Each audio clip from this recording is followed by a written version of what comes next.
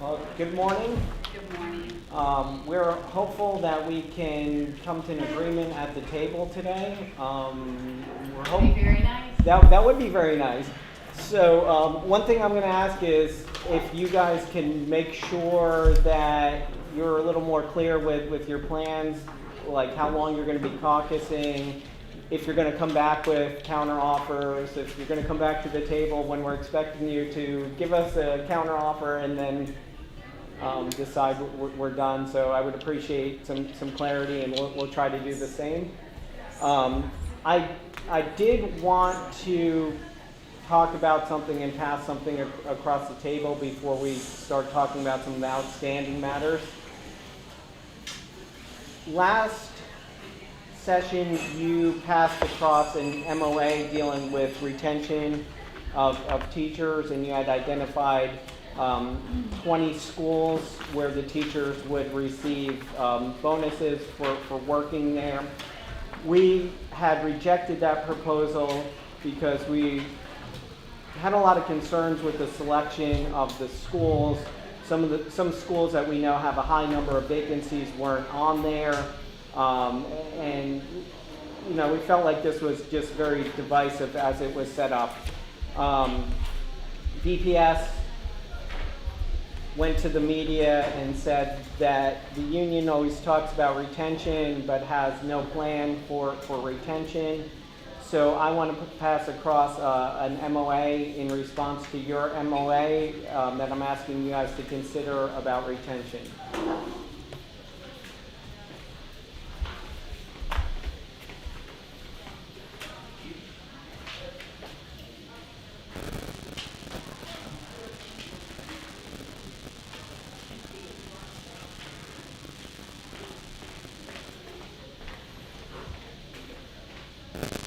So I don't think there is any question on either side that we're having some difficulties retaining teachers.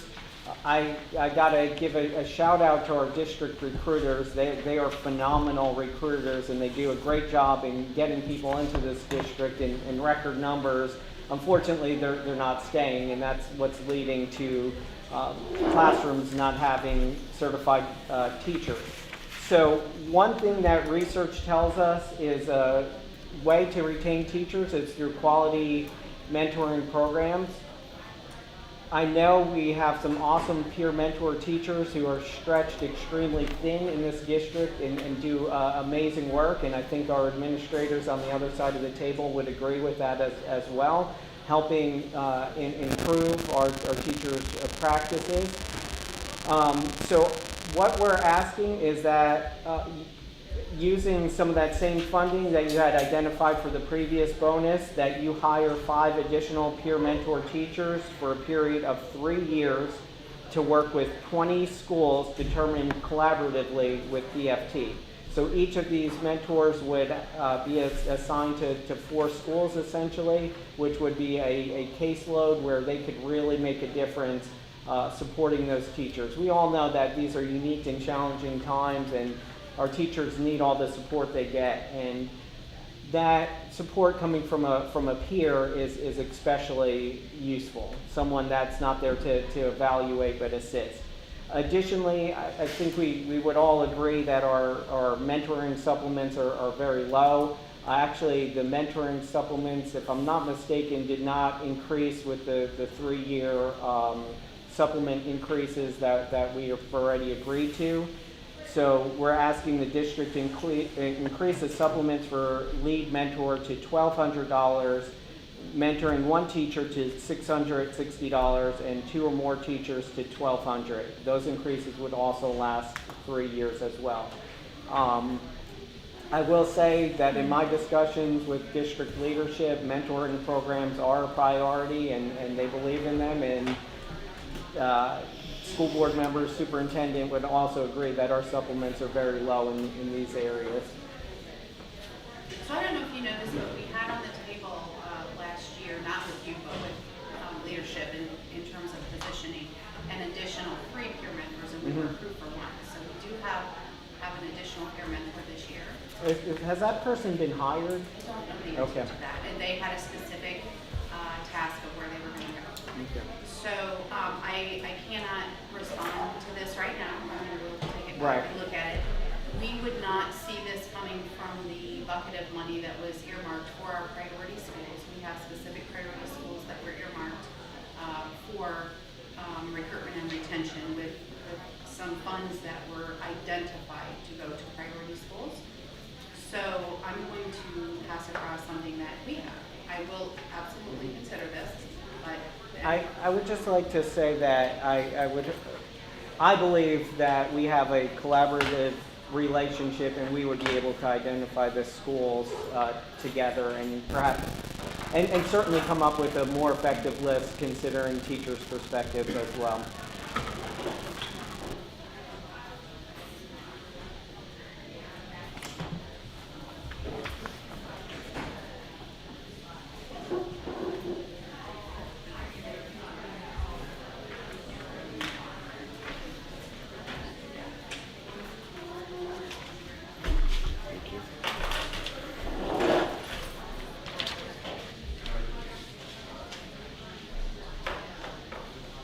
so taking into consideration some of your concerns about how the previous MOA was written, we've identified in here how the tiered schools were selected.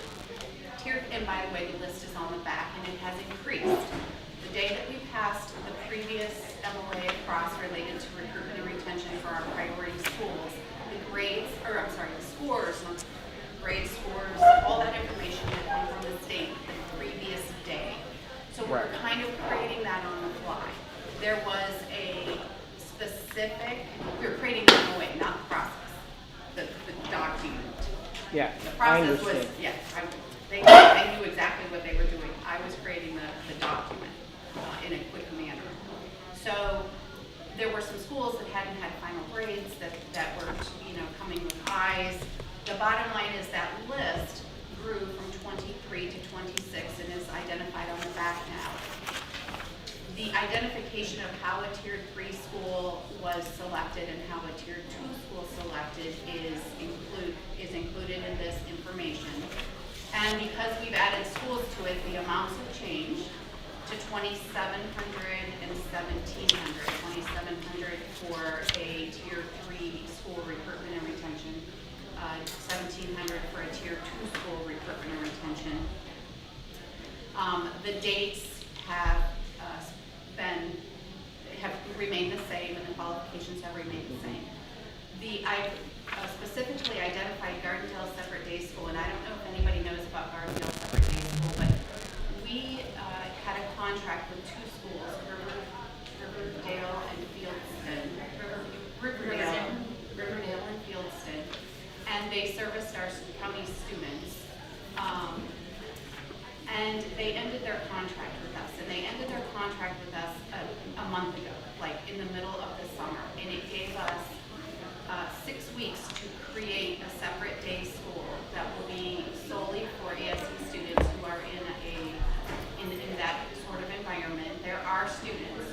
Both of those schools have received unsatisfactory marks from the state, and we are creating a school of 21 teachers and multiple support staff, and all within a 6-week period of time.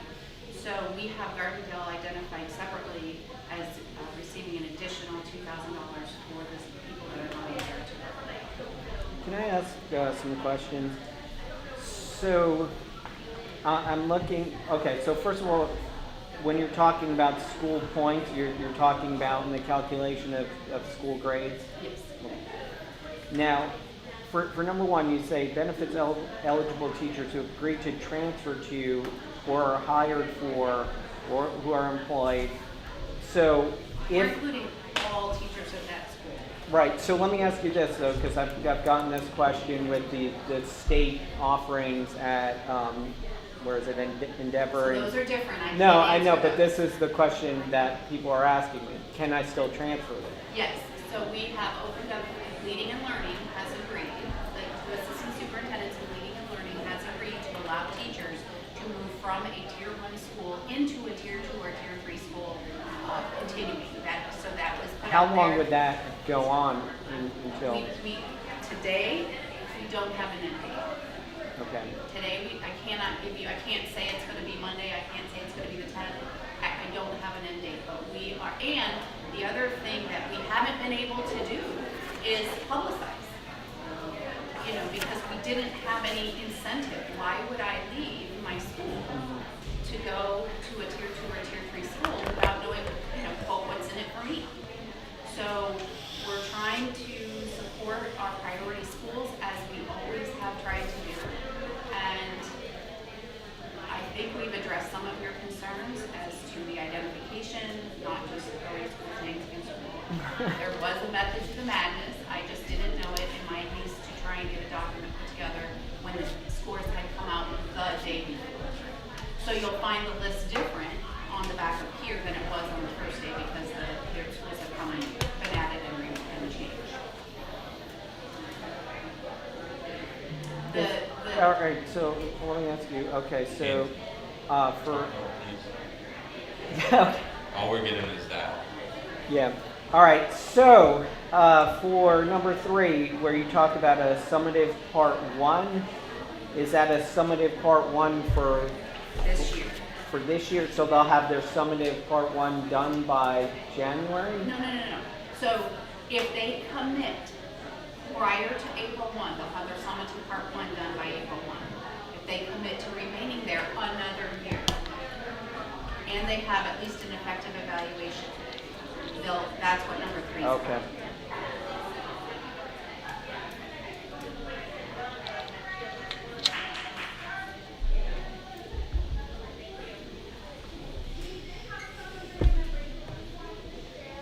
I'm just reading through some stuff here.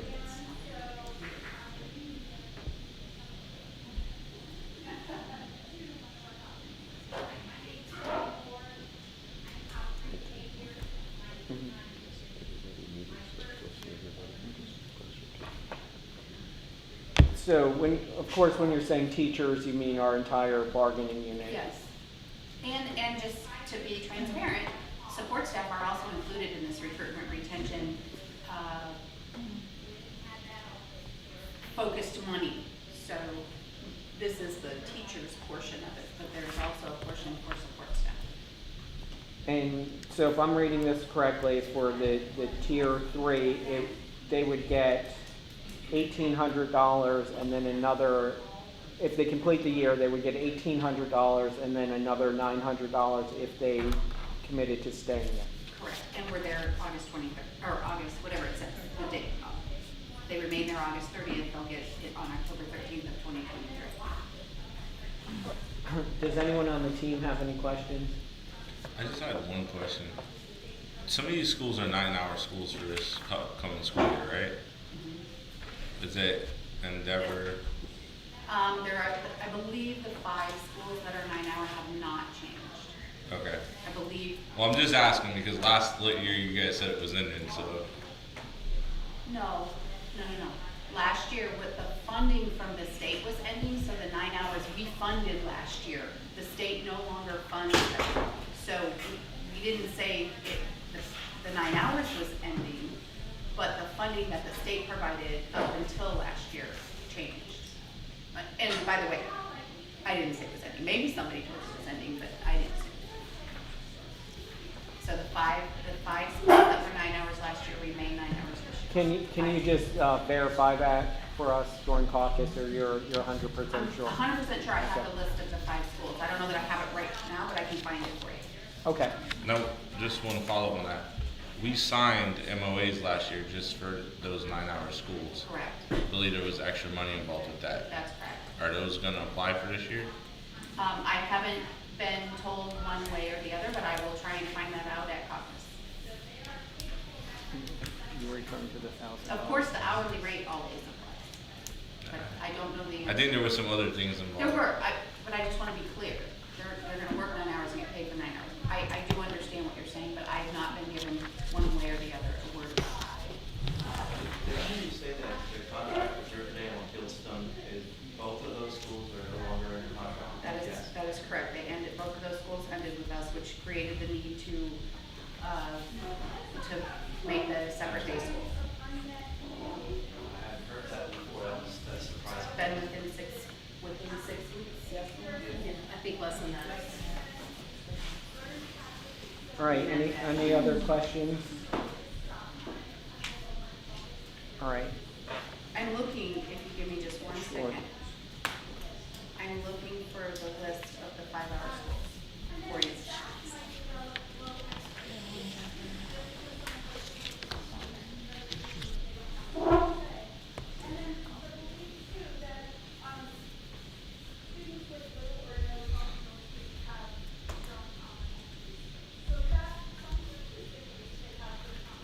Anthony, not really a question, but more of a comment. Just, we may want to provide a little leeway as far as maybe it's not a tier 2 or tier 3 school, but for whatever reason, we're having trouble attracting teachers to that area. So maybe we have like a percentage of open vacancies kind of clause or something. Because sometimes, especially in a long county, you might be more regional and hard to get teachers to that location rather than an actual performance issue. I can't find it on my phone, but I'll. well, and another question I wanted to ask is there any concern that this would lead to shortages at other schools? There has not been a concern about that.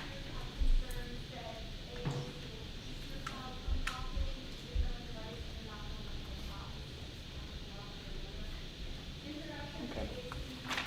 All right, wanted to talk about our comp time early release proposal. If I'm looking at the right version, we're prepared to TA that. I just want to make sure that we're looking at the right version.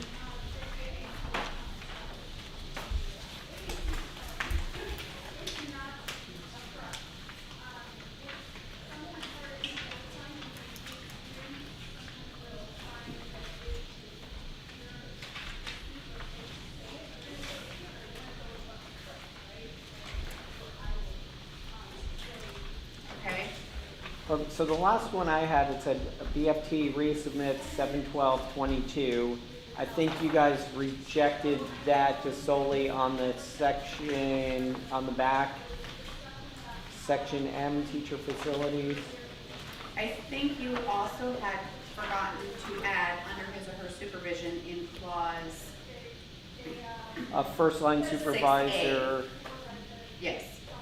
under his or her, A first line supervisor will have the flexibility to approve the release of following student, release. we're missing a couple words in Yeah. here. A first line supervisor will have the flexibility to approve release following student dismissal for members of the bargaining unit under his or her supervision.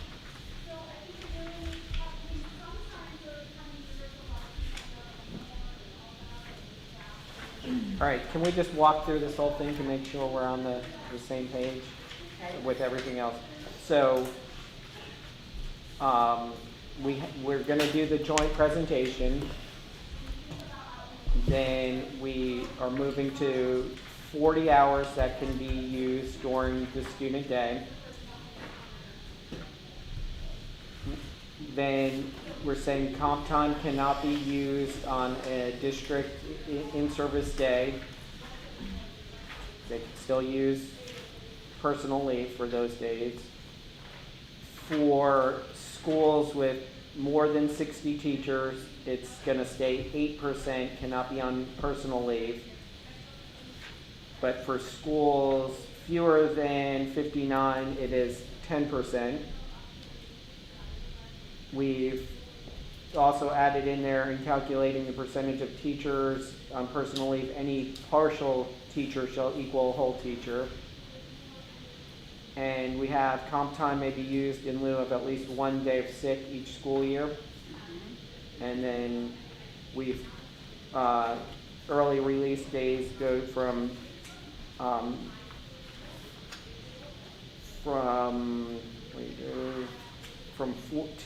4 per semester. Okay. And what we just talked about. And teachers may not utilize comp time on early release days. Right. But a principal or supervisor can let them go on Fridays.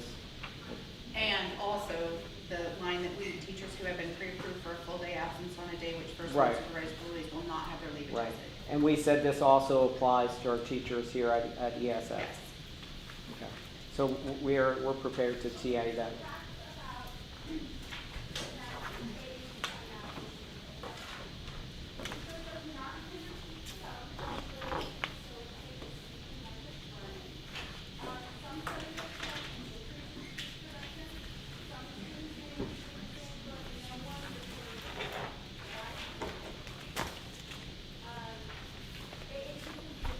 All right, so I believe we left off with we made a counter proposal about that FSA card, and That FSA card counter proposal you made in lieu of rejecting the priority school retention recruitment. And I've just resubmitted the priority schools retention recruitment. So we're waiting for a response related to insurance.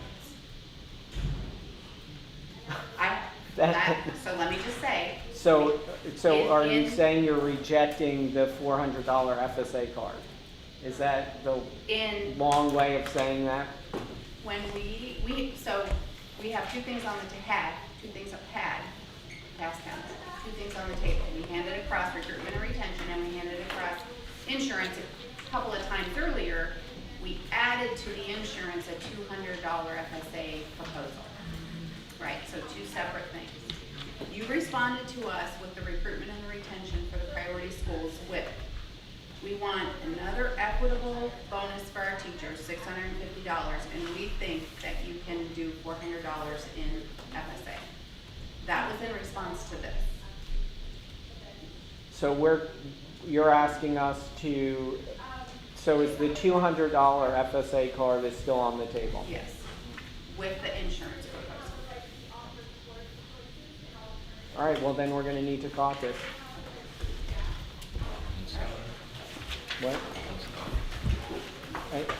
I mean, you're still not gonna talk salary until that helps me.